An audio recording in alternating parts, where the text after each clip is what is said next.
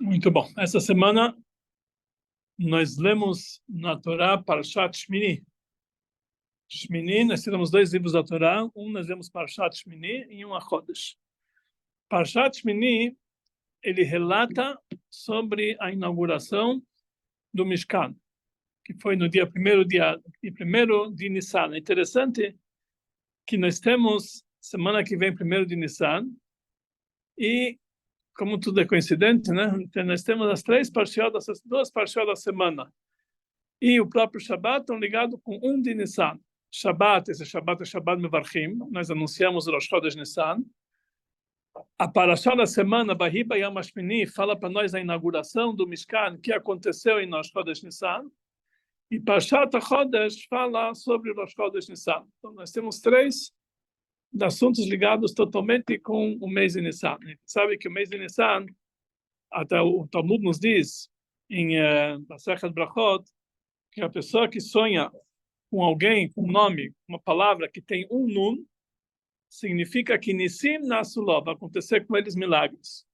Mas a pessoa que sonha com uma palavra que tem dois nun, por exemplo, ele sonha com Hanan, quer dizer que Nissim Nasuló, grandes milagres vão acontecer com ele. O mês de Nissan, além de ser o radical dele ser Nes, milagre, tem dois nun no começo e nun no final.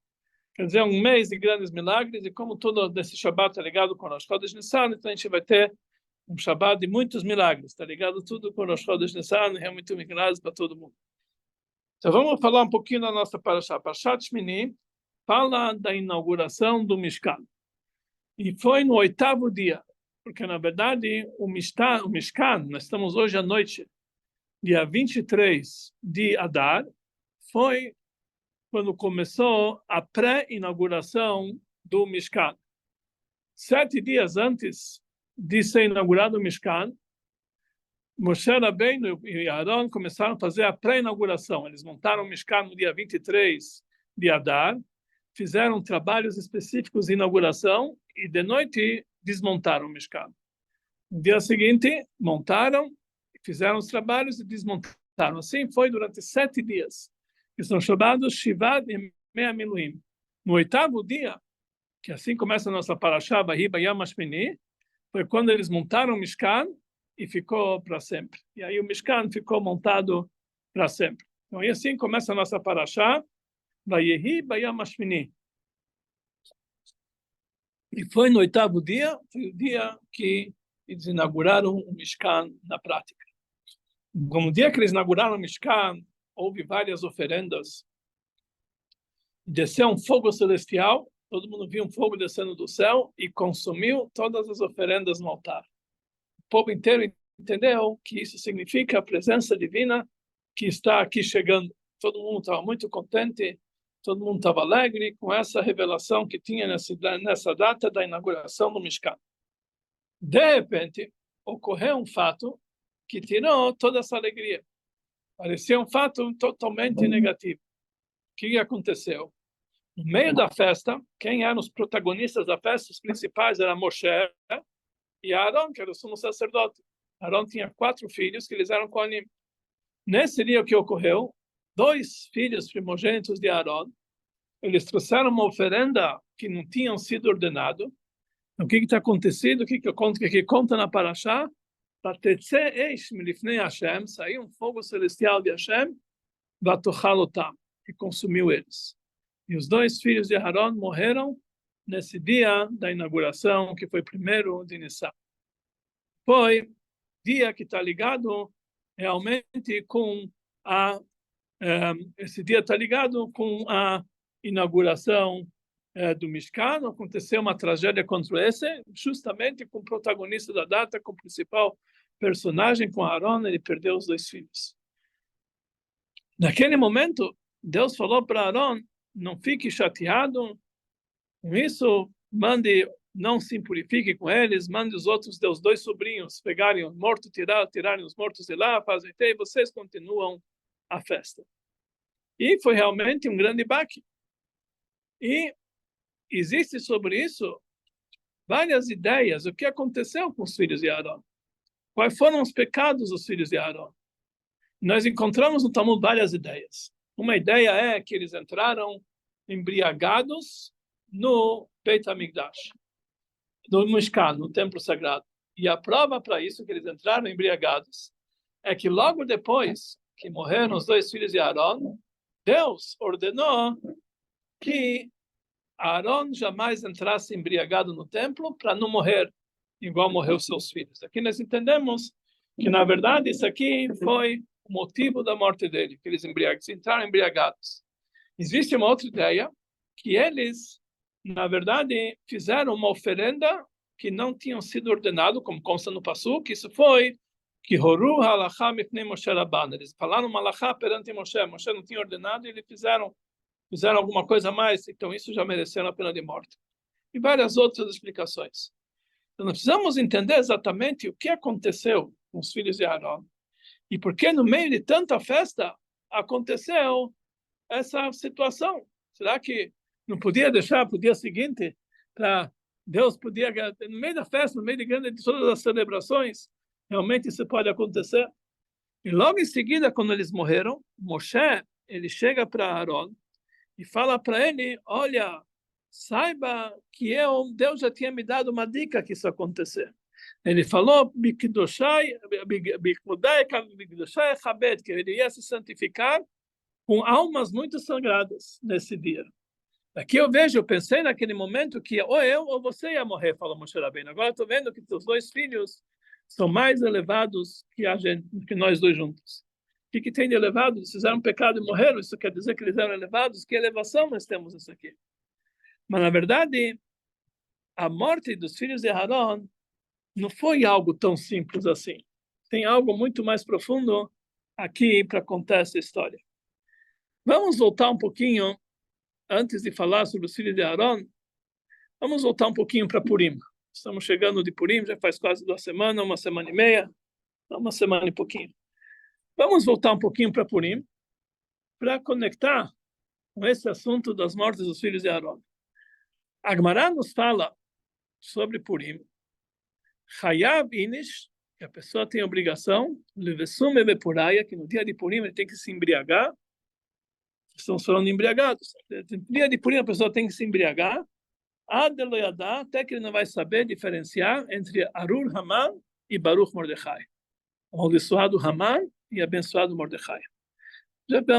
Nas últimas semanas já demos várias explicações sobre isso, mas vamos ver o que isso tem a ver conosco, com a nossa ideia aqui. Depois a Gemara conta uma história. Depois que a Gemara fala que a pessoa tem a obrigação de se embriagar até não saber diferenciar entre abençoado Haman e abençoado Mordechai.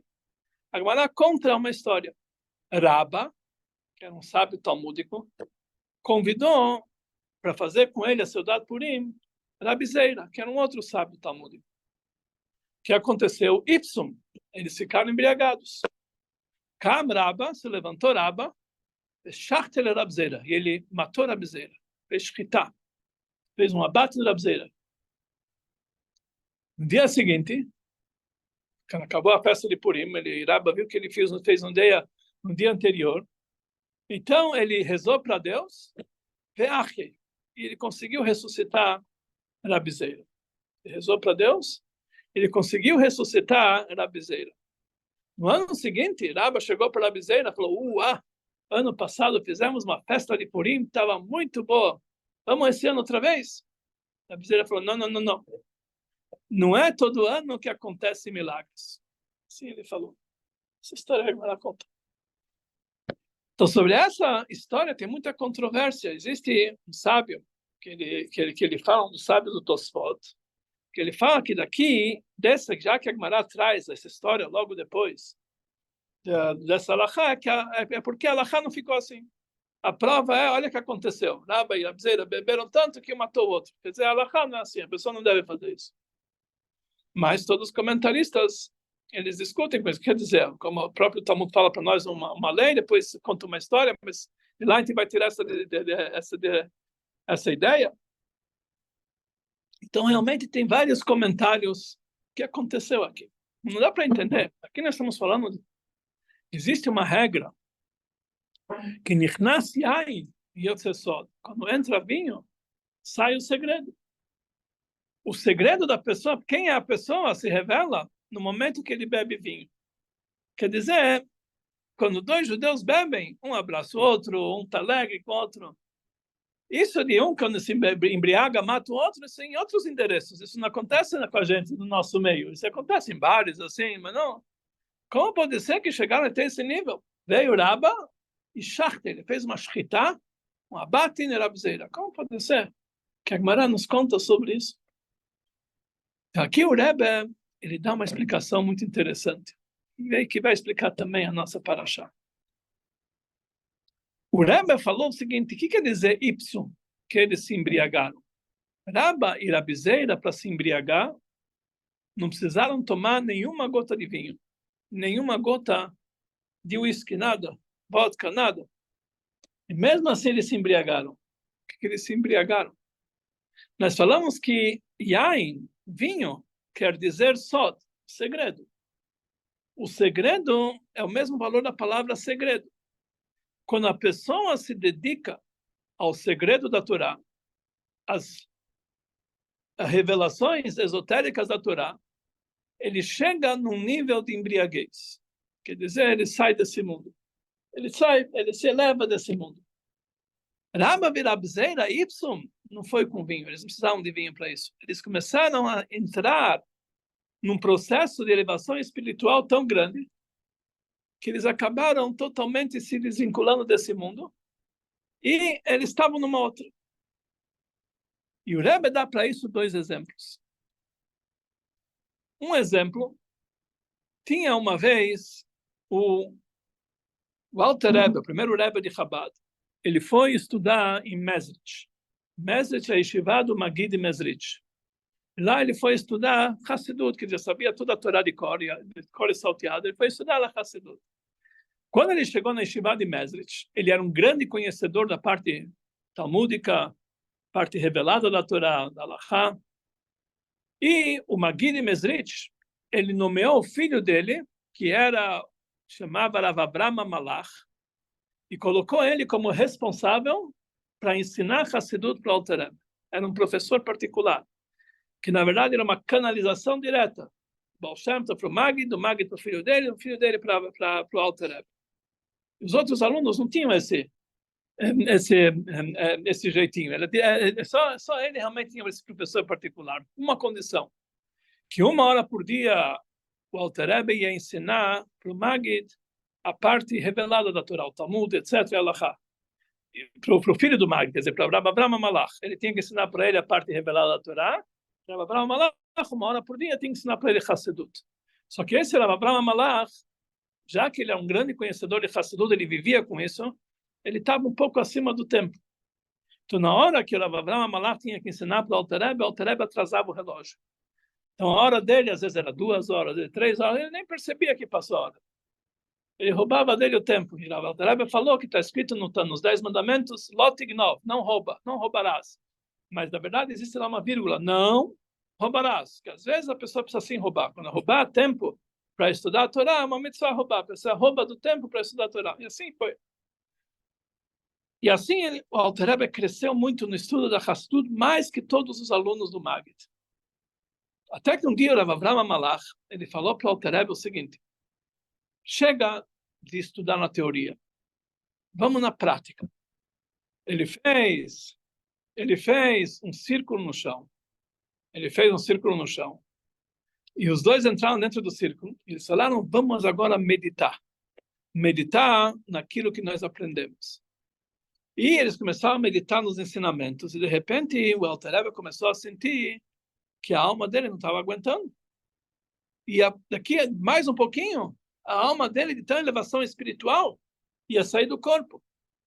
Então, o que ele fez? Ele pulou para fora do círculo, e logo ele pegou um pãozinho com manteiga, porque a manteiga é gordurosa, para trazer ele de volta aqui para esse mundo, e puxou o Rav Abraham Malach para fora do círculo. E isso salvou a vida dele, senão os dois iam para as alturas. Quer dizer, quando a pessoa ele consegue chegar a um nível espiritual tão alto, ele precisa tomar cuidado, que ele pode chegar a um nível que é chamado na Hassidut Ratzó Blishó, uma corrida sem volta. Um êxtase da alma que ela quer sair do corpo e ela realmente depois não tem mais volta. Então aí ficou realmente nessa situação que Rav Avraham Malach ele queria quase levar o Alter Rebbe nas alturas, porque realmente através do estudo da parte profunda da Torá, a pessoa pode subir em níveis muito elevados e ele não consegue depois se baixar. O Talmud nos conta que Arba'a nichnesu lepardes, 4 sábios entraram no Pardes. O que quer dizer Pardes? Pardes literalmente quer dizer um pomar. Mas a tradução de Pardes, na parte, como nós vimos no Rambam, na parte esotérica, quer dizer o estudo profundo da Kabbalah. Quer dizer, Pardes são 4 iniciais e 4 palavras. Pshat, parte literal, Remes, os indicações, Drash, são as interpretações e Sod, o segredo da Torá. Então, eles entraram no Pardes e começaram a se elevar. 4 sábios talmúdicos entraram no Pardes. Um desses sábios, que era Ben Azai, ele imediatamente morreu. A alma dele saiu do corpo, ele morreu. Tinha outro Ben Zomar, que ele enlouqueceu. Ele começou esse estudo, enlouqueceu. Tinha outro, que era Bisha Ben Abuya, ele saiu totalmente do caminho, se afastou do judaísmo. E somente um que deu certo, era Rabi Akiva. Rabi Akiva nichnas beshalom, veyatzah beshalom. Ele entrou em paz e saiu em paz. Os outros, cada um enlouqueceu, um morreu, um saiu do caminho, só Rabi Akiva entrou em paz e saiu em paz. Quando a gente fala que eles entraram no Pardes, não é que nem hoje em dia todo mundo estuda Kabbalah, vai na banca de jornal e compra um livro de Kabbalah. Não é isso, não estamos falando sobre isso, estamos falando de verdade. Pessoas, eles se entregaram para esse estudo profundo de tal forma que eles se desconectaram com esse mundo. Que eles não tinham mais conexão com esse mundo. Então, aqueles que não estavam preparados para isso, foram embora. Ou enlouqueceram, ou saíram no caminho. Só Rabi Akiva ele tinha força suficiente para entrar em paz e sair em paz. Explica o Rebbe, por que precisa estar escrito entrou em paz e saiu em paz? Basta dizer, saiu em paz. Não, porque para sair em paz tem que saber como entrar. Para entrar nesse portão, tem que estar bem preparado. Para entrar em paz e sair em paz, tem que estar bem preparado. Não é qualquer um que consegue chegar nesse nível que chegou Rabi Akiva. Tem que entrar em paz e sair em paz. Isso que aconteceu com Rabi Akiva. Ele conseguiu chegar nas alturas, porque ele sabia exatamente como fazer as coisas da maneira que isso não ia atrapalhar o andamento espiritual dele. A Torá fala que a pessoa deve se elevar espiritualmente, mas não é esse o objetivo. Ficar só na elevação. Tem que saber também voltar, porque Deus criou esse mundo para ser habitado, para ter aqui os pés no chão. Então, Rabi Akiva sabia que esse é o objetivo da criação. Então, por isso ele sabia entrar em paz e sair em paz. E por isso, realmente, ele foi o único que entrou da maneira correta, que eles têm que ter ratzot, tem que ter a vontade de sair, mas tem que ter também o shov. E é isso que aconteceu nessa história de Purim. E eu levo aqui mais um exemplo. Tinha um grande sábio nas épocas, isso já faz 100 anos atrás, não é de muito tempo atrás, que ele estava com problema cardíaco. Ele precisava passar por uma operação, só que ele estava numa idade que ele não poderia receber anestesia. Então falaram, se nós vamos operar, ele vai morrer na anestesia. Se nós não vamos operar, vai morrer de coração. Eles não sabiam o que fazer. Então ele era um tzadik, ele falou, sabe o que é? Eu vou operar sem anestesia. Mas como? Operação com a olhos abertos? Eu vou explicar como eu vou fazer. Eu vou começar a cantar uma música, um nigun, e quando vocês virem na minha cara que eu já saí desse mundo com esse nigun, pode operar à vontade, eu já não estou mais sentindo nada. E assim fez, ele começou a cantar um nigun, Modjiter, ele chamava Modjiter. Ele começou a cantar esse nigun, e no meio do nigun, viram que ele já não estava, fizeram operação de várias horas, ele cantando o nigun, fecharam o coração, aí, pode acordar, já está na hora. Aí, passou a operação. Porque nesse momento, com o nigun, ele chegou num nível êxtase da alma, que ele saiu dos sentimentos desse mundo. Ele já não sentia mais esse mundo material, já estava numa outra. E é isso que é a elevação espiritual que chegou, os outros, Rabi Akiva também chegou a isso, mas ele sabia voltar, ele também soube voltar. Que esse, na verdade, é o objetivo. E é isso que aconteceu nessa história de Purim. Rabba e Rabizeira, eles foram fazer a refeição de Purim. Mas na refeição de Purim, eles começaram a discutir assuntos muito profundos, que eles chegaram às alturas. Rabba quer dizer grande. Em hebraico, a tradução de Rabba, em aramaico, grego quer dizer grande. Zeina, em aramaico, quer dizer pequeno. Rabba estava num nível espiritual muito elevado, igual ao nível de Rabi Akiva.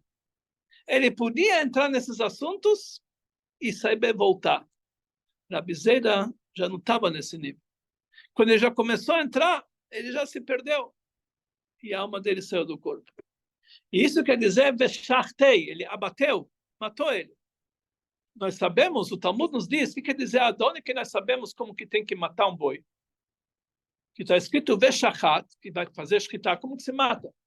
Então ele falou, enche shachat, é no mashach. Shachat quer dizer atrair. Você tem que pegar a faca e passar. Se você fez assim com a faca, não tem que fazer de uma forma, tem que atrair. Quer dizer, isso quer dizer Veshachat. Rabba, ele conseguiu Veshachat Rabizeira, conseguiu atrair a Rabizeira para um nível tão elevado que ele não aguentou. E a alma dele saiu.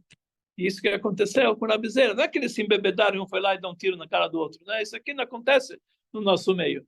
Ipsum, eles se embriagaram do nível tão elevado que ele queria já levar, já estava levando a Rabizeira não aguentou. E realmente a alma dele saiu.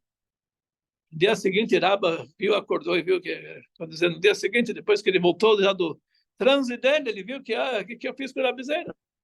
Esse tipo de morte dá para voltar. Então ele rezou e ele conseguiu voltar. No ano seguinte, Rabba achava que Rabizeira, depois de um ano, já estava pronto para uma próxima.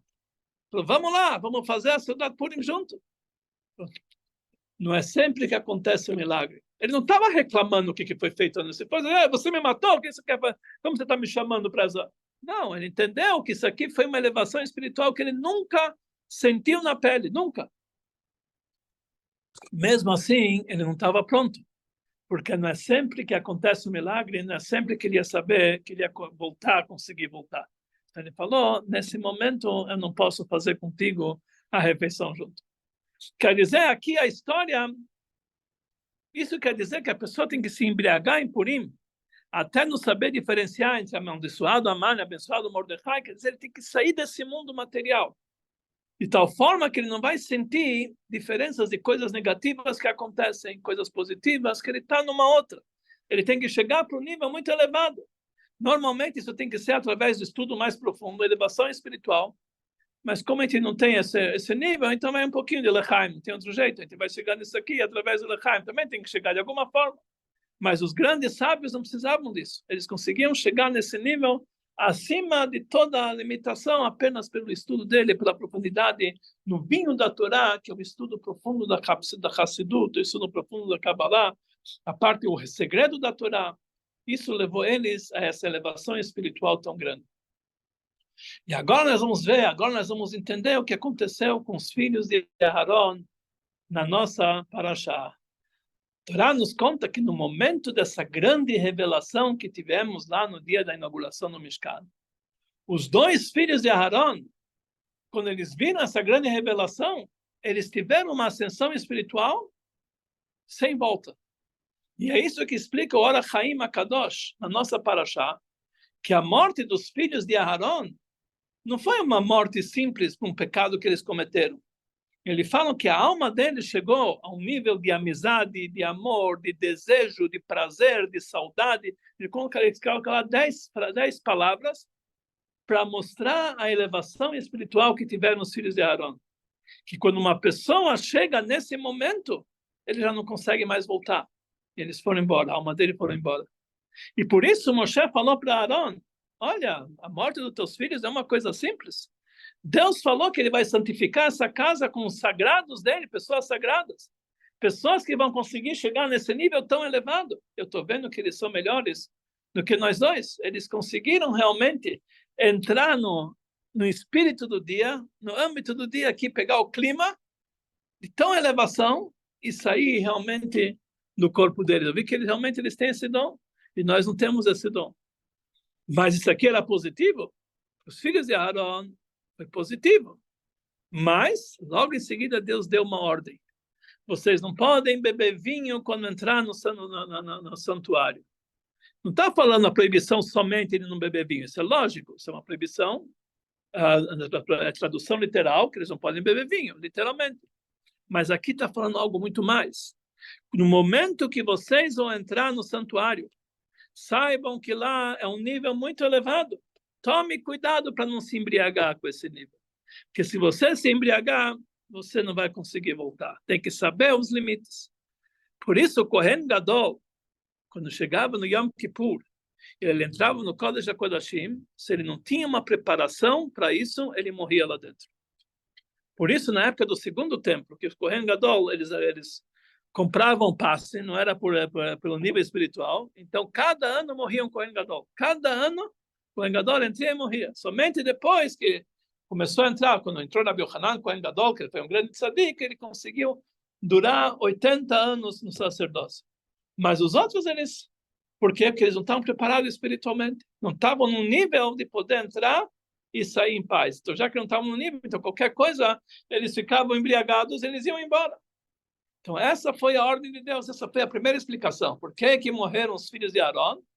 Porque eles entraram embriagados no templo. Na verdade, aqui o embriagado quer dizer que eles se embriagaram com a própria revelação do templo. E isso não aguentaram, e por isso eles saíram do corpo. Existe uma outra explicação, porque eles fizeram uma oferenda que não tinham sido ordenada, que eles foram contra, eles não acataram a ordem de Moshe Rabbeinu. Porque qual foi a oferenda que eles fizeram? A alma deles. Eles ofertaram a própria alma. Isso eles não tinham sido ordenados? Tinham sido ordenados os animais que eles tinham que levar no templo, mas não a alma deles. E eles ofertaram algo que não tinham sido ordenado. Eles entregaram uma oferenda, eles se auto-entregaram como oferenda, e realmente eles... Então, na verdade, as duas explicações é a mesma explicação. Eles entraram embriagados e eles fizeram uma oferenda que não tinham sido ordenados. Isso aqui é uma elevação espiritual que não tinha volta. Para os filhos de Aharon, naquele momento, para isso que eles chegaram, não foi um pecado. Por quê? Porque ainda não tinha sido ordenado essa proibição de se elevar espiritualmente no tal nível que realmente a pessoa ia embora desse mundo. Mas a partir daquela ordem divina, existe uma proibição da pessoa se elevar espiritualmente a esse nível, de tal forma que ele não consegue voltar.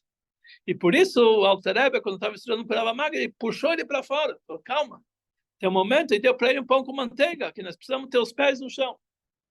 Porque Deus criou esse mundo com um objetivo. Deus criou esse mundo não para ele ficar vazio. Deus criou esse mundo para ser habitado, para que a pessoa tenha aqui os pés no chão. Deus, quando criou esse mundo, por qual foi o motivo que Deus criou esse mundo? Que nitaveh akadosh baruch hu liot lo dirah betachtonim. Deus desejou ter uma moradia nesse mundo inferior. Quer dizer, nesse mundo inferior é o objetivo divino. Deus quer que nós tenhamos os pés no chão. Não ficamos apenas em assuntos espirituais. Deus quer que nós realmente ponhamos os pés no chão e sabemos fazer as coisas da maneira correta, que esteja dirah betachtonim, uma moradia nesse mundo inferior. E isso é a lição que nós aprendemos de todas essas histórias, tanto do Purim, tanto dentro do Alter Rebbe com Magi, tanto dos 4 sábios que entraram no Pardes, é que nós devemos saber que Deus não quer almas sem corpo. Deus quer realmente pessoas aqui com o pé no chão. E não precisamos chegar a esse extremo. Existem pessoas que a dedicação deles na vida é uma elevação espiritual, se afastar do mundo material. Eles não querem saber desse mundo.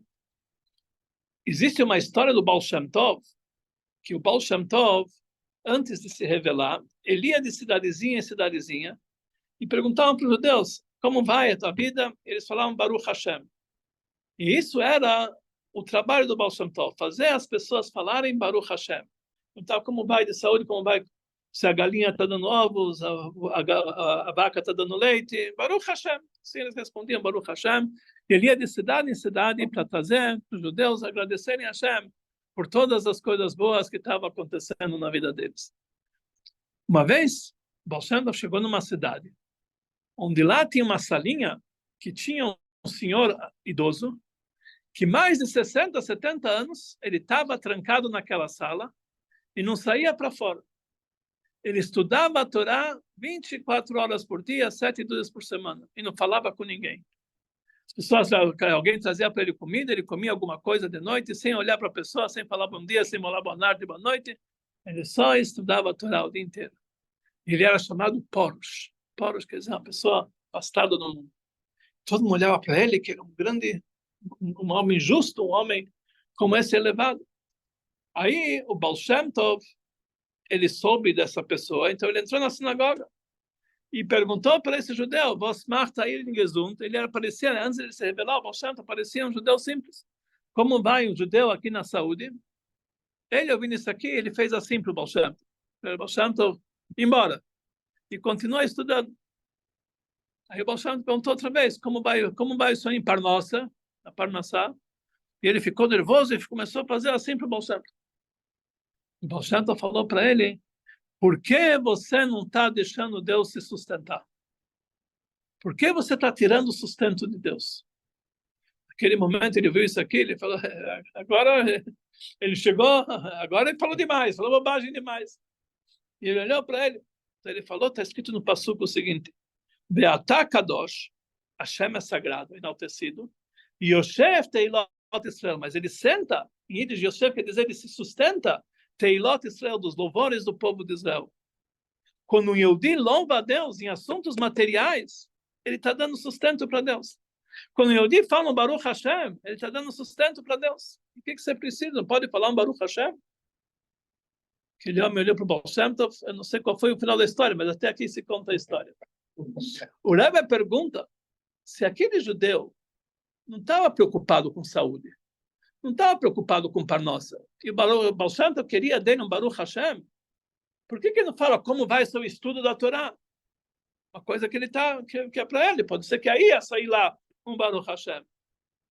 Mas o Baal Shem Tov ele quis dizer o seguinte, o sustento de Deus, o louvor de Deus, é quando a gente agradece a Hashem por um bem material nosso, pela saúde, pela parnassá, porque se Deus quisesse que todos os judeus ficassem trancafiados numa sala estudando 24 horas por dia, não olhassem nada em ninguém, ele criaria anjos, não criaria seres humanos. Deus criou seres humanos, que ele quer que as pessoas façam para Deus a moradia aqui embaixo. Se a pessoa opta por ter uma vida de um anjo, então por que ele foi criado? Que ele ficasse a modelo lá em cima, não precisava vir aqui para baixo. 70 anos, não olhava para ninguém, não cumprimentava ninguém, ficava o dia inteiro estudando. Muito bonito, muito elevado, mas não é para isso que Deus criou o mundo. Deus criou o mundo para que tenha o pé no chão. E é isso que nós aprendemos da nossa paraxá.